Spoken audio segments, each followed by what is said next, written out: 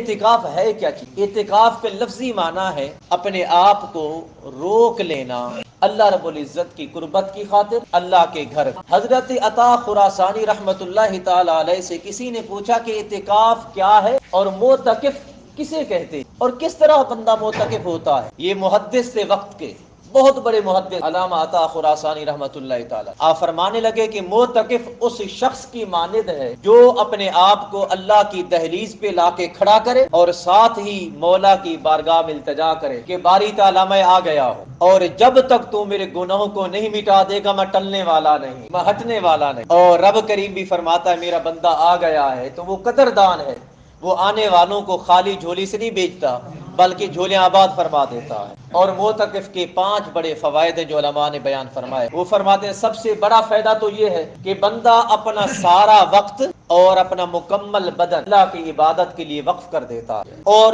دوسرا فائدہ یہ بتاتے ہیں بندہ اپنے آپ کو اللہ کے گھر میں صرف اس لیے روکتا ہے کہ باری تعالیٰ کی قربت نصیب ہو جائے، وہ ہر وقت عبادت میں لگا رہتا، عبادت ہی عبادت ہوتی ہے۔ اور تیسرا بڑا فائدہ یہ ہے وہ فرماتے ہیں کہ بندہ ایک نماز کے بعد دوسری نماز کے انتظار میں رہتا ہے۔ جب بندہ ایک نماز کے بعد دوسری نماز کے انتظار میں رہتا ہے، درمیان میں جتنا بھی وقت گزرتا ہے آقا نے فرمایا وہ یوں سمجھے کہ اس نے سارے کا سارا وقت اللہ کی عبادت نماز میں گزارا، سارے کا سارا اس کا وقت نماز کا سا گزر جاتا ہے۔ چوتھا بڑا فائدہ یہ ہے کہ آقا علیہ الصلوۃ والتسلیم کے فرامین سے جو بھی ثابت ہوتا ہے کہ بندہ اپنے آپ کو رب کریم کے گھر میں لا کر رب کریم کا مہمان بن جاتا ہے۔ نزلا من غفور الرحیم، وہ رب کریم کی مہمانی میں ہوتے ہیں کچھ لوگ، اور یہ لوگ اللہ رب العزت کی مہمانی میں آ جاتے ہیں۔